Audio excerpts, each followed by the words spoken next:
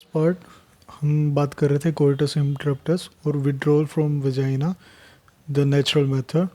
But ये conception, ये वाला जो मेथड है कॉन्ट्रासेप्शन का, ये फेल हो जाता है। इसके कई ज़्यादा रीजंस हैं। For example, the time of ejaculation is considered very pleasant for male, so it is difficult हो जाता है पेनिस को विड्रॉ करना वजाइना से उस टाइम। एंड तो ये इसके अंदर यही था अभी। और एक और मेथड होता है लैक्टेशनल एमिनोरिया का। लैक्टेशनल एमिनोरिया, एमिनोरिया का मतलब होता है कि absence of menstruation. A means absence, menorrhoea means menstruation, okay. And lactational means she the female is lactating, okay. इससे हमें, इसके नाम से ही हमें थोड़ा थोड़ा आइडिया हो रहा है। तो अब इसके बारे में हम देखते हैं कि होता क्या है। It, this method is based on the fact that ovulation and therefore the cycle do not occur during the period of intense lactation following parturition, okay। जैसे ही फीमेल बच्चा डिलीवर करती है तो एक तरह से फैक्ट है कि मतलब ओवुलेशन उस टाइम नहीं होता है। ओवुलेशन मतलब एग्स रिलीज़ नहीं हो रहा है। तो बेसिकली अगर स्पर्म अगर एंट्री कर भी रहा है सर्विक्स के अंदर, तो देर विल, तो फर्टिलाइजेशन नहीं होगा, ठीक है। तो ये एक तरह से नेचुरल मेथड होता है। बट ये तभी होता है जब इंटेंस पार्चुरेशन, वो मतलब जैसे कि इंटेंस लैक्टेशन का जो पीरियड होता है, for example 0 to 6 months, okay. Lactation मतलब कि जो फीमेल्स के जो लैक्टेशन होता है, दूध जो निकलता है मदर के, वो 2 साल तक होता है, 0 to 2 years usually. But the intense lactation period is normally between 0 day means the parturition day to the 6 months, okay. तो तब तक ये मतलब एक नेचुरल होता है, इसके अंदर कोई कॉन्ट्रासेप्टिव यूज़ करने की ज़रूरत नहीं पड़ती, ठीक है। और इसके अंदर ये भी है कि मतलब जब तक मदर ब्रेस्ट फीड करा रही है अपने बच्चे को, तो कॉन्सेप्शन के जो चांसेस है काफ़ी नील हो जाते हैं। बट यही बात है कि however this method has been reported to be effective only up to a maximum period of 6 months following parturition, क्योंकि यही जो टाइम है यही इंटेंस लैक्टेशन का टाइम होता है, इसलिए इसीलिए इतने टाइम तक इफेक्टिव होता है, ठीक है।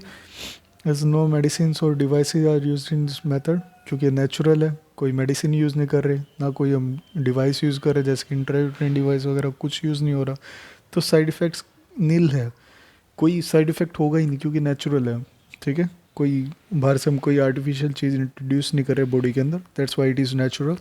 तो इसके जो, बट इसका एक साइड इफ़ेक्ट कोई नील है, बट इसके चांसेस हैं कि जो फेलर है काफ़ी ज़्यादा हाई होते हैं इसके अंदर, तो इसलिए ये काफ़ी प्रेफर्ड मेथड नहीं है। And one of the one of the most commonly used method, it is the barrier methods, okay। in this there is a barrier, okay। barrier मतलब एक तरह से हम रोक बना रहे हैं ओवम और स्पर्म्स के बीच में। हम एक फिजिकल मीटिंग जो होती है उसके थ्रू में एक तरह से वो, बैरियर का मतलब ऐसे ही निकलता है, तो उसके थ्रू हम प्रिवेंट कर रहे हैं उनकी फिजिकल मीटिंग, ओके। तो हम क्या यूज़, इसके अंदर क्या क्या मेथड आते हैं, जैसे कि कॉन्डोम्स होते हैं, मेल एंड फीमेल के कॉन्डम्स होते हैं। मेल कॉन्डम्स ज़्यादा पॉपुलर होता है और फीमेल कॉन्डम इतना पॉपुलर नहीं है, ठीक है। तो कॉन्डम बेसिकली होता क्या है कि ये थिन रबर और लेटेक्स शीट से बने होते हैं। देखिए ये रहा, ये मेल कॉन्डम है, ये फीमेल कॉन्डम है, ओके।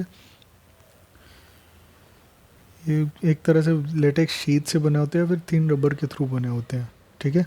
ये जस्ट पेनिस को कवर कर रहे होते हैं, एक तरह से फिजिकली कवर हो गया पेनिस, तो स्पर्म की मीटिंग नहीं हो पाएगी ओवम से, तो नेचुरल, तो एक तरह से ऑब्वियस बात है कि कंसेप्शन भी नहीं हो पाएगा, ठीक है।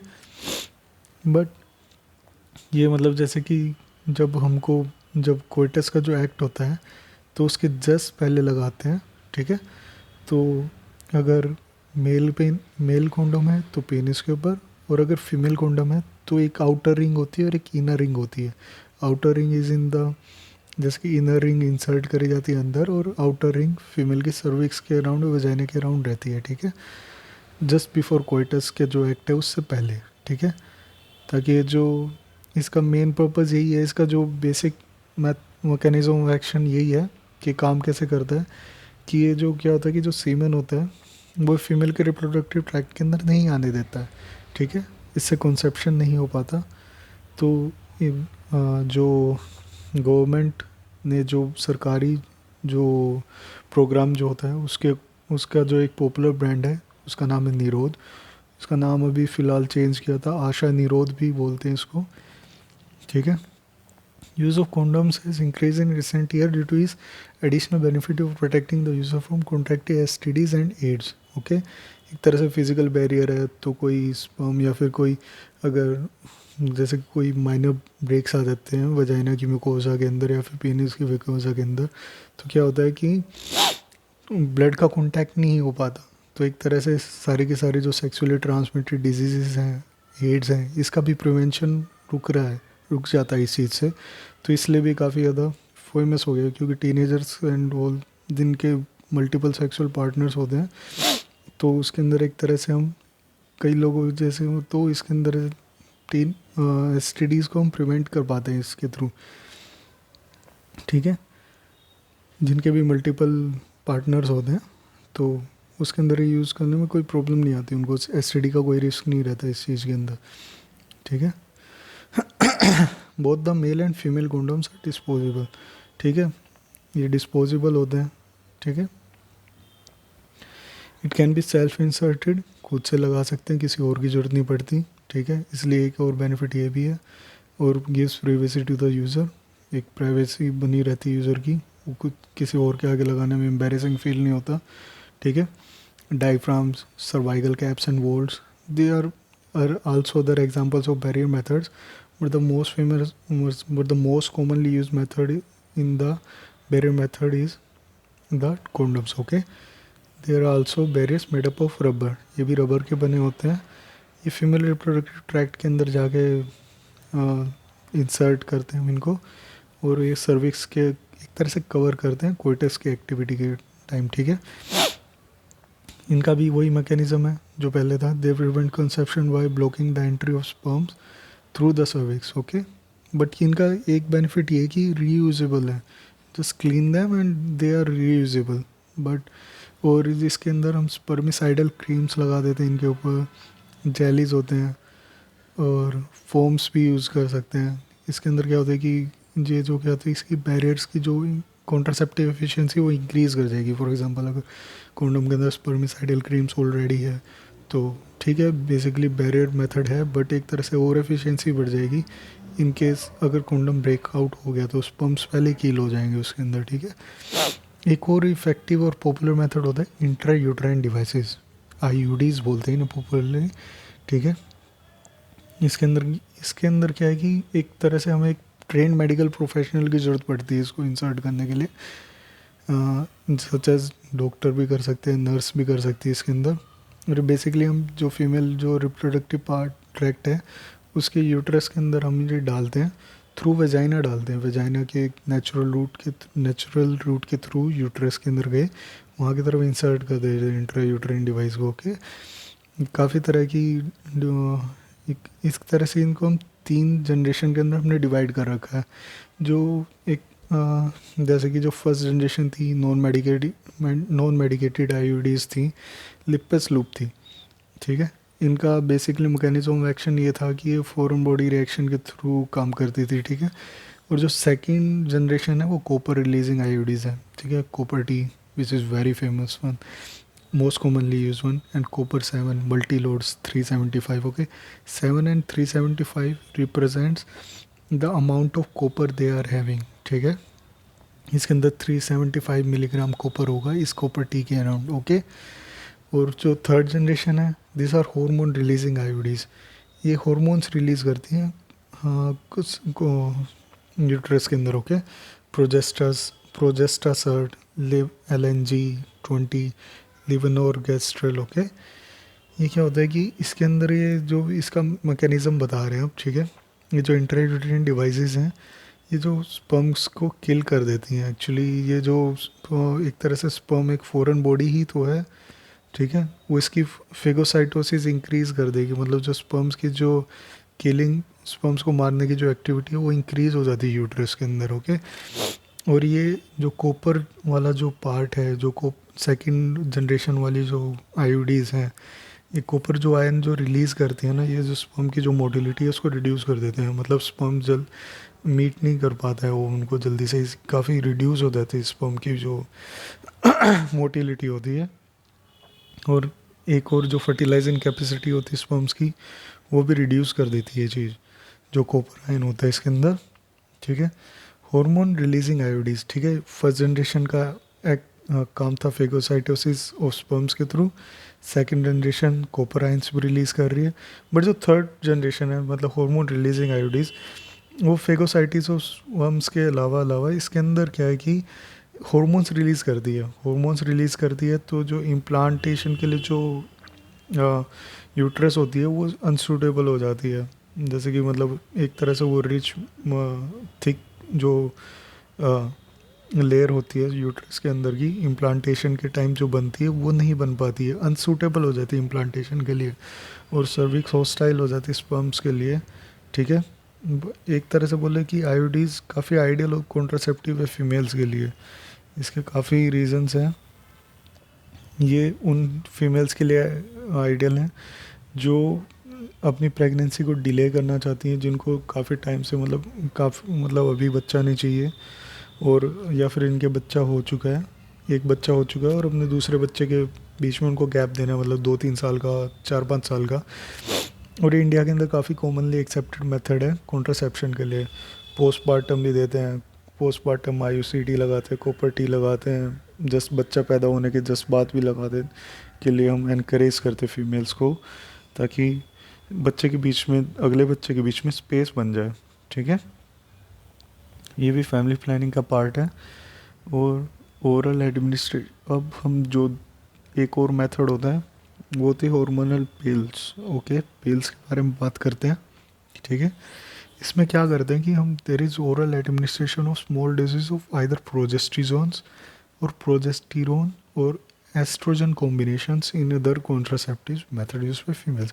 इसके अंदर हम या तो सिर्फ प्रोजेस्टिरोन यूज़ करेंगे या फिर प्रोजेस्टिरोन और एस्ट्रोजन का कॉम्बिनेशन यूज़ करेंगे कॉन्ट्रासेप्टिव मेथड, और ये फीमेल्स को ही लेना पड़ता है, मेल्स के लिए नहीं मेल्स के लिए ये वाला कॉम्बिनेशन नहीं बना है, ठीक है। ये या तो हम they are use in the form of tablets, tablet की फॉर्म में आती हैं, और इसको पॉपुलरली इसका नाम है पिल्स हैं, इसको हम पॉपुलरली पिल्स बोलते हैं, जैसे आयोडीज पिल्स, इनको पिल्स बोलते हैं, ठीक है। इसके अंदर क्या रहता है कि इसका मेथड ये है कि इसके अंदर जैसे कि pills have to be taken daily for a period of 20 days, starting preferably within the first 5 days of menstrual cycle. Okay, जब मेंस्ट्रुअल साइकिल स्टार्ट हुई उसके फर्स्ट 5 days के अंदर हमें स्टार्ट कर देनी है, और 21 दिन तक ये वाली चलती रहेगी, 21 days के अंदर ये चलती रहेगी, ये जो हार्मोनल पिल्स होती हैं, ठीक है। Then there will be gap of 7 days, इस टाइम के अंदर मेंस्ट्रुएशन होगी, मतलब there will be shedding of the uterine mucose, uterine layers, ठीक है। मेंस्ट्रुअल ब्लीडिंग भी होगी, ठीक है। और इस टाइम में हम क्या करते हैं कि अगर इसके जो होता है कवर, अगर कोई देखेगा साइडन से, तो इसके अंदर क्या होता है कि 21 days वाली वाइट पिल्स होती हैं, और 7 days वाली जो होती हैं वो ब्लैक पिल्स बना देते हैं हम। जो 21 days वाली है वो तो हार्मोनल कॉम्बिनेशन होती है, बट जो बाकी की जो 7 days वाली जो गैप में जो देनी होती है वो ब्लैक पिल्स होती हैं, उनके अंदर आयरन होता है, क्योंकि इंडियन फीमेल्स के अंदर आयरन की कमी होती है, तो इसलिए हम उसके अंदर आयरन डाल देते हैं, ठीक है। और 28 days की क्यों बनाते हैं, ताकि एक तरह से कंटिन्यूटी बनी रहे, कि मतलब ठीक है 1 2 3 28 days के बाद फिर से एक और नया पैक स्टार्ट हो जाएगा, और एक तरह से आयरन की कमी भी पूरी हो जाएगी इससे, मतलब जो आयरन की कमी है वो भी ख़त्म हो जाएगी, और मतलब फीमेल एनेमिक नहीं होगी, ठीक है। They inhibit ovulation and implantation as well as alter the quality of cervical mucus to prevent or retard the entry of sperms. Okay, एक तरह से ओवुलेशन को इनहिबिट करती है, इम्प्लांटेशन को नहीं होने देती, ठीक है। और क्या करती है कि जो सर्वाइकल म्यूकोसा है उसकी क्वालिटी को थिक कर देती है, मतलब एक तरह से काफ़ी थिक हो जाता है, गाढ़ा हो जाता है, ताकि जो स्पर्म्स की जो एंट्री है वो एक तरह से रुक जाए या फिर काफ़ी स्लो हो जाए, ठीक है। पिल्स काफ़ी इफ़ेक्टिव हैं, साइड इफ़ेक्ट्स भी कम हैं, और काफ़ी जो they are well accepted by females. Basically जो यंग कपल्स होते हैं, यंग मैरिड कपल्स होते हैं, उनके लिए ये ज़्यादा अच्छा रहता है पिल्स है ना, ठीक है। सहेली, the new oral contraceptive for the females. इसके अंदर क्या है कि ये एक तरह से एक नया ओरल कॉन्ट्रासेप्टिव है, ठीक है। ये नॉन स्टीरॉयडल प्रिपरेशन है। It is once a week pill, एक हफ्ते में एक ही बार देनी होती है। ये स्टीरॉइड्स की कॉम्बिनेशन पे नहीं बनी हुई, जैसे एस्ट्रोजन प्रोजेस्टेरोन की कॉम्बिनेशन वाली नहीं है। It is once a week pill with very few side effects and high contraceptive value. हमें जो जो चीज़ चाहिए कॉन्ट्रासेप्शन के अंदर वो सारी चीज़ें हैं इसके अंदर।